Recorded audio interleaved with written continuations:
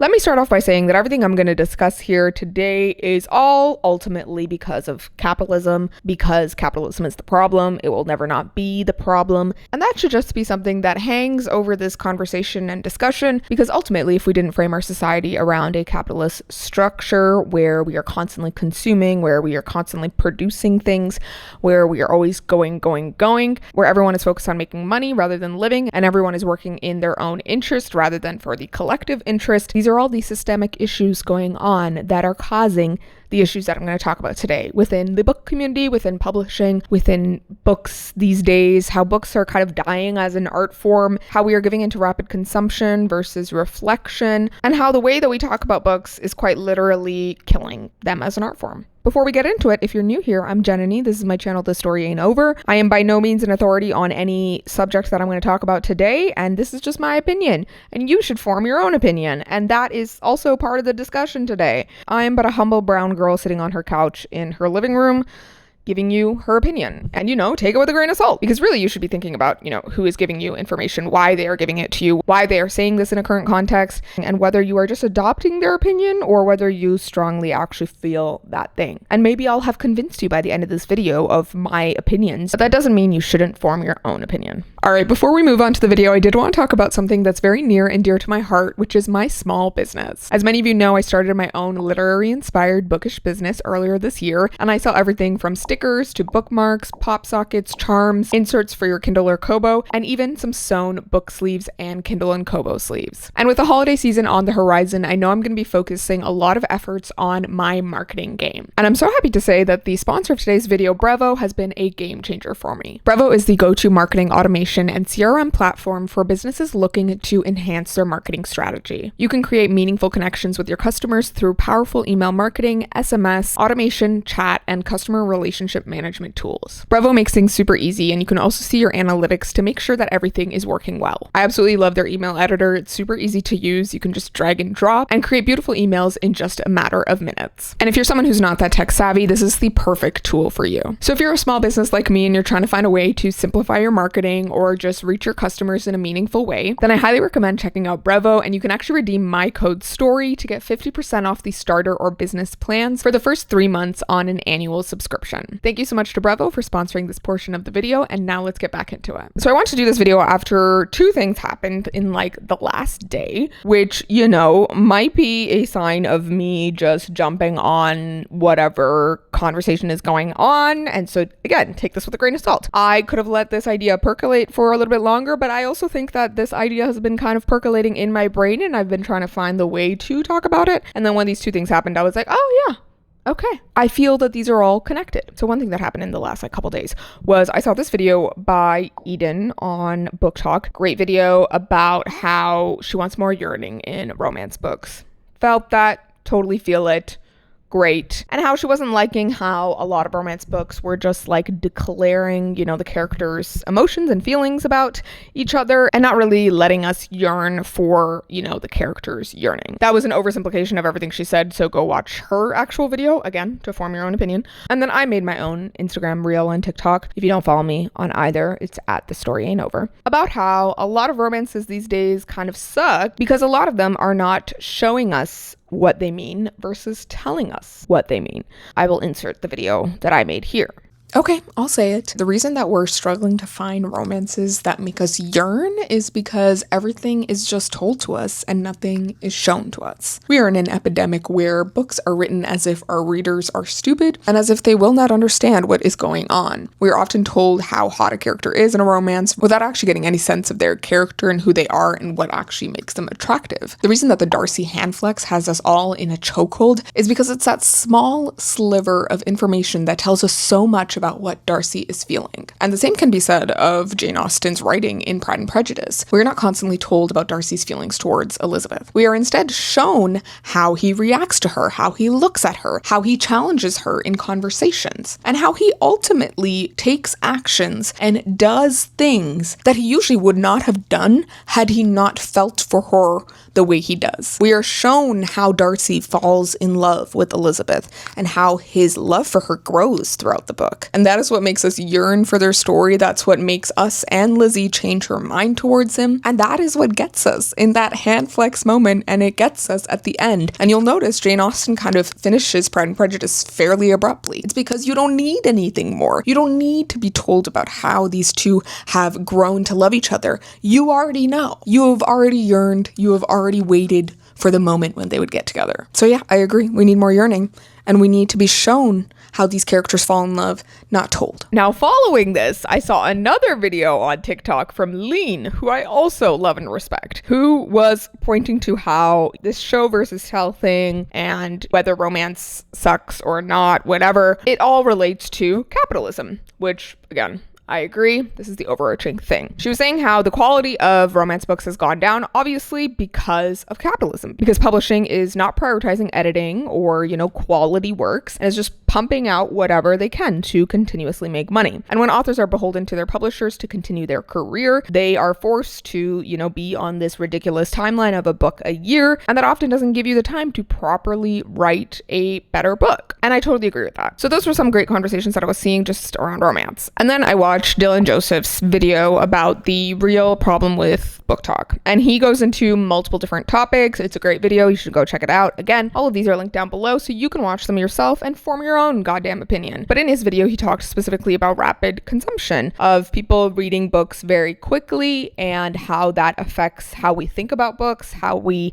talk about them, and how the industry itself is reflecting that back based off of the way that we are just reading based off of vibes, based off of very distilled down concepts or tropes, and how books are getting reduced to these unnuanced reviews and takes that are often, hyperbole or something that is meant to grab your attention versus actually provide any meaning or be actually true. And I loved all that. Now, I know I said 2 things happened, but actually technically 3 things happened, or the 3rd thing is happening, which is that I decided to do this reading challenge called 75 Booked, where for 75 days you try to reincorporate reading back into your daily routine by reading for an hour and a half per day. You can split it into 2 45-minute sessions. And there were other rules that, the original creator, Emily Page Books, had put on her original TikTok. I'll leave that linked down below as well. And a lot of people have been sort of adapting those rules. And as I was starting this challenge, I was noticing how, although I was trying to read for that amount of time per day, I will do a longer vlog on how I feel about the whole process and if I thought it was beneficial. And while I really love that I was bringing reading back into my daily routine, I do find that I was feeling forced to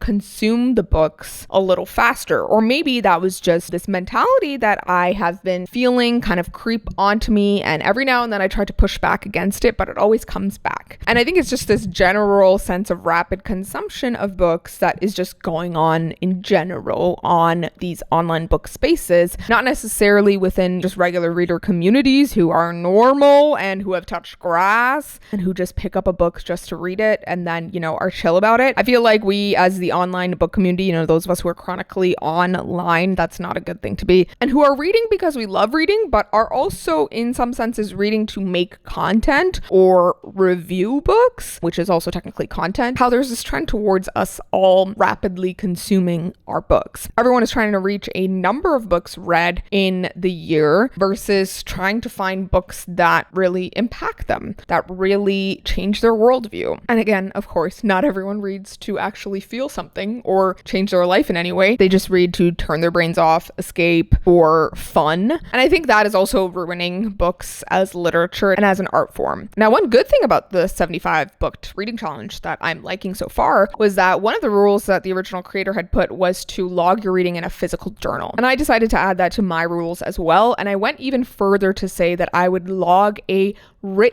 handwritten review of every book that I finished during the challenge in a physical reading journal. And I would just write my review, my thoughts on paper with pen. And the main reason I put this rule for myself was because I was feeling that every time I finish a book, I don't sit with my feelings about it. And I don't think deeply about how the book made me feel. Like sometimes I do when it's like a book that really hit me, but a lot of times I'm just finishing a book and then I'm picking up the next one or thinking about the next books that I need to read for this or that piece of content or this or that reading goal, or just generally to get ahead on my reading for the month. And as someone who has made reading quite literally my job, there is this element of trying to reach some sort of like productivity level with it because I've turned it into work. But it's also this element of like, I want to get through all the books and I want to have read X amount of books for the year, just like everyone else. And there are people on the internet who read like a bajillion books a month, and all power to them. But I do think there is something to be said about reading a book slowly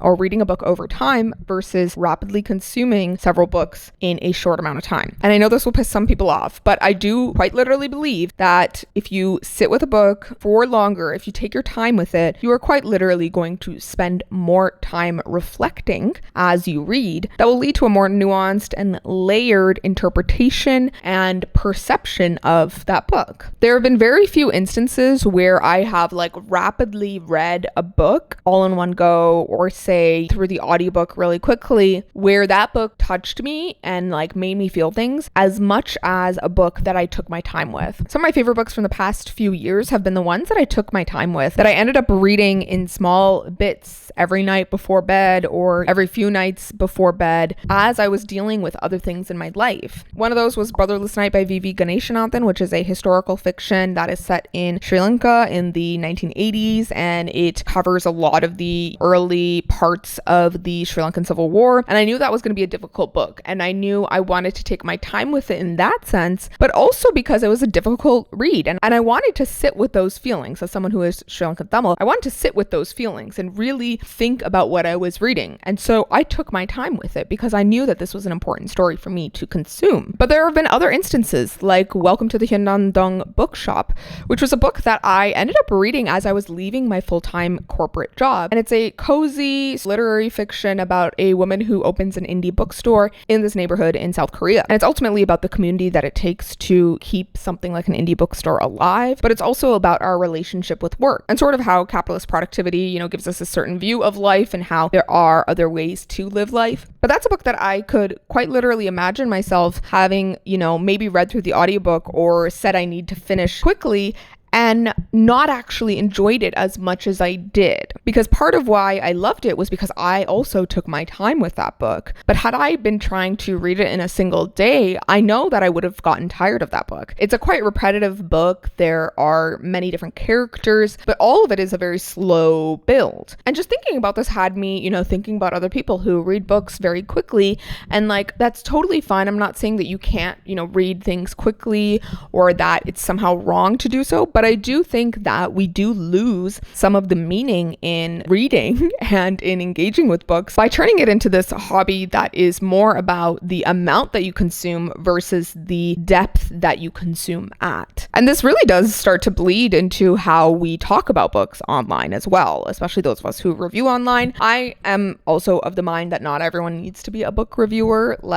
If you don't feel like you want to engage with your thoughts on a book, you don't necessarily have to share your thoughts on them online. Just saying. Dylan in his video was talking about how there are these trends on BookTok where you review a book based off of the vibe or this very small detail. So the yes, no, maybe wrap-ups, I've done those. The silent reviews, I've done those. Or people, distilling a book down to a single sentence, or the fact that, it made them cry, or that it's a trope, enemies to lovers or friends to lovers or whatever else as the one thing that they talk about when it comes to that book once they've finished it. It's this idea that all of our reviews have become very basic and lack any sort of depth to them, which would actually point to the quality of the book. And I do partly agree with this in the sense that although I do love that I can get someone to pick up a book because, I said this book destroyed me, this book finished me, I didn't finish it, I posted a reel like that, and someone will be like, oh yeah, now I want to read it, because they're recognizing how I have felt having read that book. And I think that is, a genuine thing on social media. I think that is totally fine. And it's just an element of like word of mouth. You know, when you talk to a friend, the first thing that you tell them about something is how you felt while consuming that thing. And then you get into, you know, the plot summary and the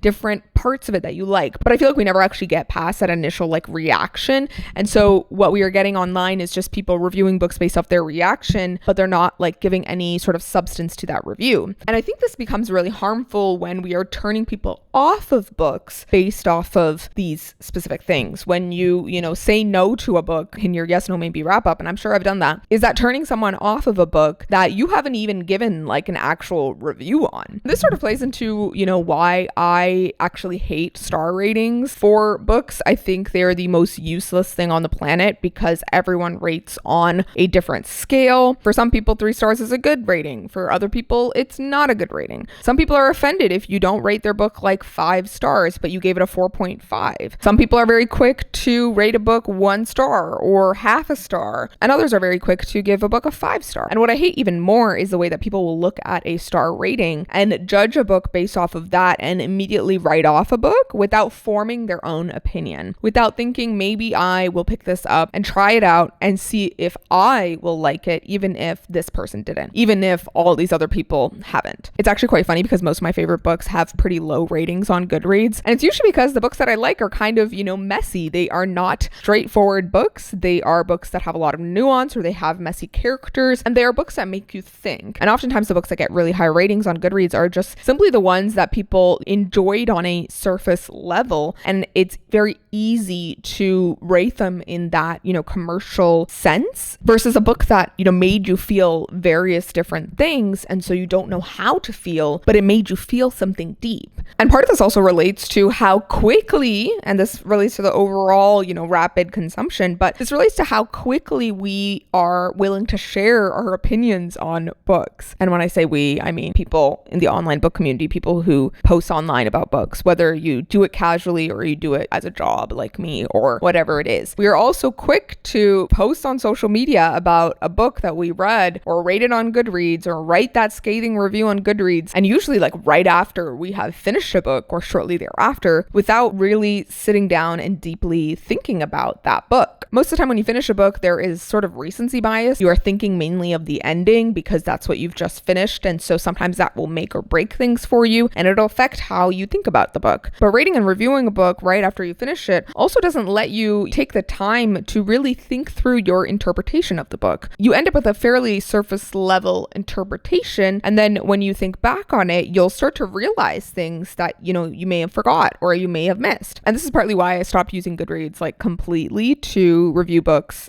/ rate books. And this is why a few years ago I started keeping my own private record of the books that I was reading, when I read them, my ratings, how I felt about them, my reviews, whatever, because I was feeling that as someone who is online and who gives their opinion about books, I was feeling that a lot of times I felt pressured to put my thoughts out about a book immediately after I read it, to like log it on Goodreads and put my review there and rate it. But very often I didn't know how I felt about a book immediately after. And it didn't feel right to me to just rate a book 5 stars or 2 stars. 9 times out of 10, my opinion on a book has changed with time, and even within like a week or a few weeks or a month, which doesn't seem like that much time, but it does give you the time to let that book sort of simmer in the back of your mind. Like a good curry or a soup, like you need to let it simmer, to like boil with a bit of heat, not with all your concentration, but with some of it in the back of your mind, to really like form that fully fledged opinion and feelings about that book.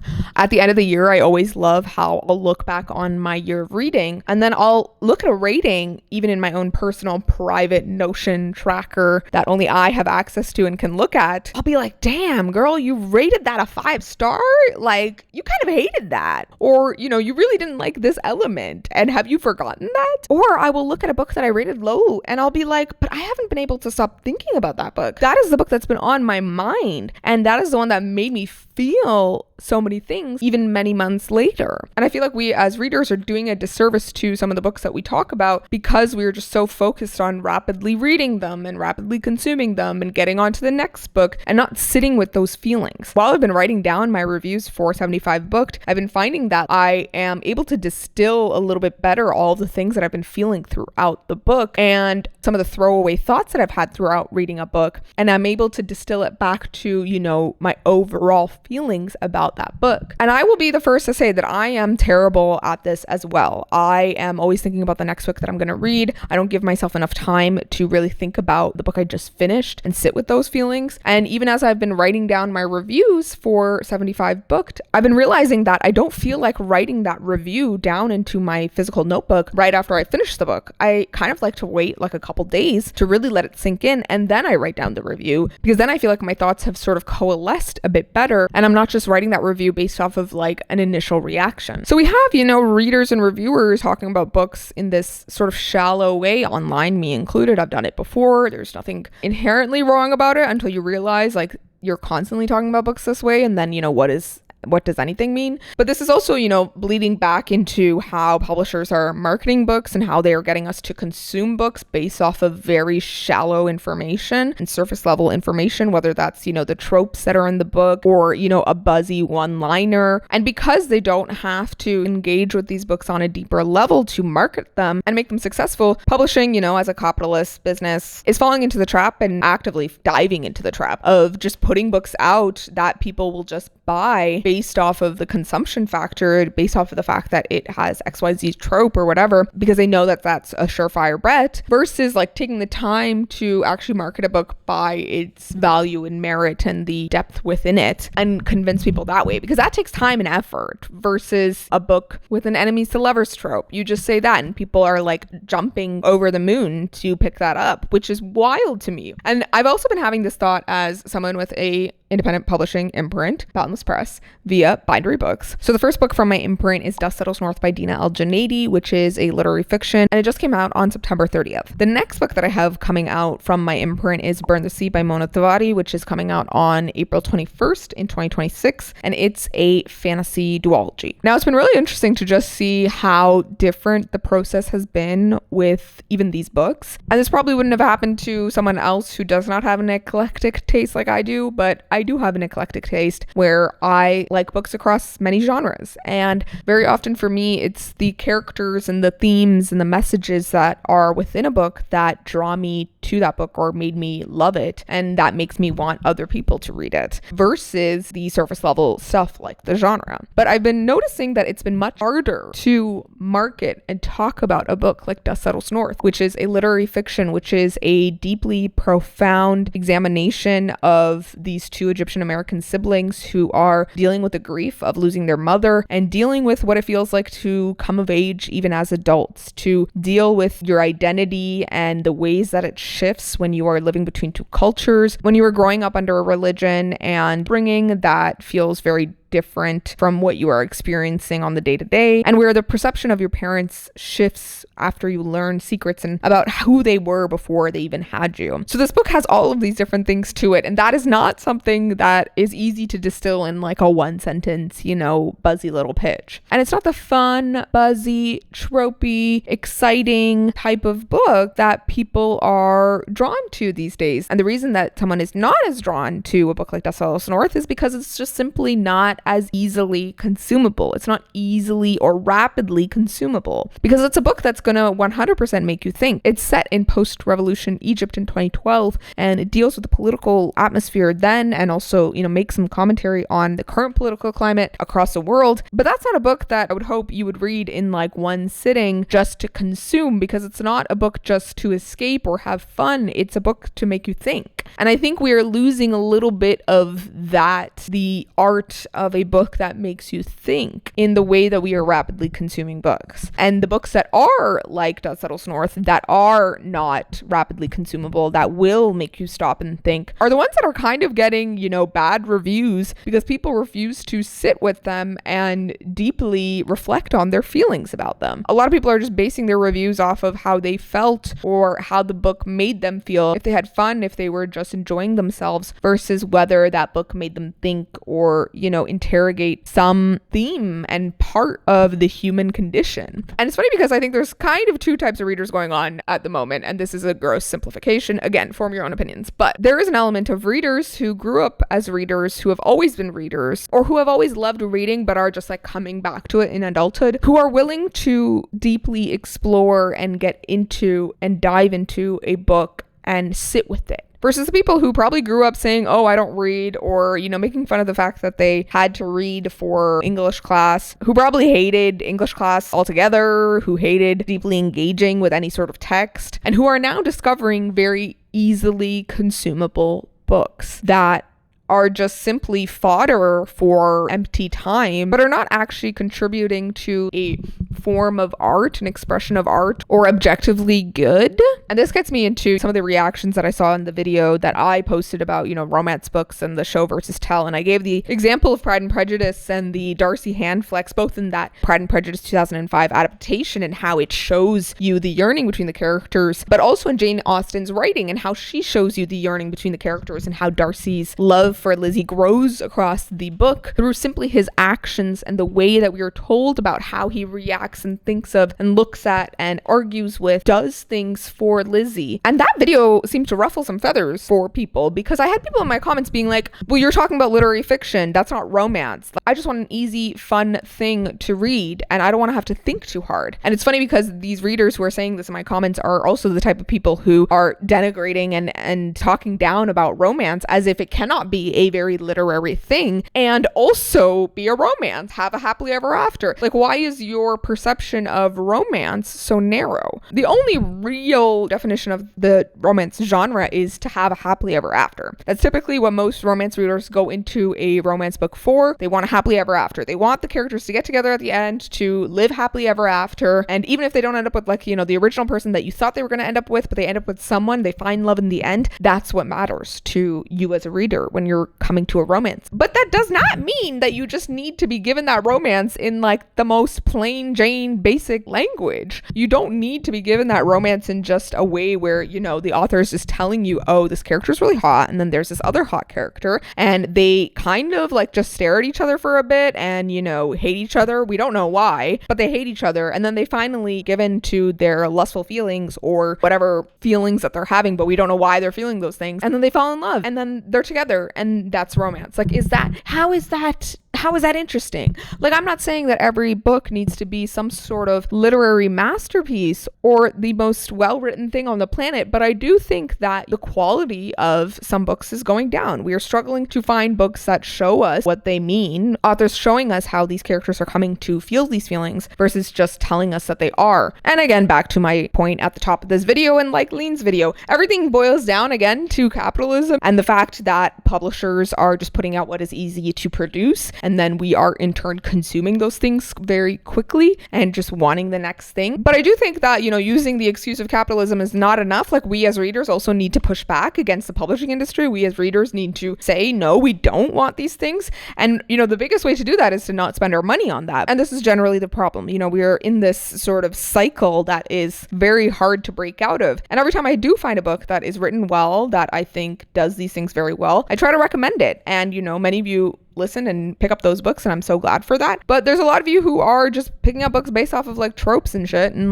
what does that add? What value does that add to your life? I don't know, but maybe you just feel like consuming a thing just for the sake of consuming it, and that's you. And I'm sure I've pissed some people off, but that's okay. Now, of course, like I said, a lot of these authors are being beholden to this one book a year timeline and having to churn these books out to sort of keep their careers going. And I definitely think that's contributing to the decrease in quality for a lot of books, even from authors that we like. Some of them are putting out a book every year, and some of those are not great. I do think that the authors still hold some responsibility here in whether they choose to make that effort with their book, and whether they choose to delay the process of capitalism, and whether they choose to delay the process of publication, because ultimately being an author is a privilege, not really a right. And I think some authors are kind of aware of this. Some authors are only putting out books every few years because they know that they are slower writers. They know that they need the time to simmer with that idea, to really let it grow and germinate and find its roots before trying to tell that story. A lot of good writers, you will find, will talk about how sometimes their stories are sort of formed from ideas and things that they've been thinking about for many years that kind of come together into a story or an idea for a book. And those are sometimes some of the most interesting and well-written books ever.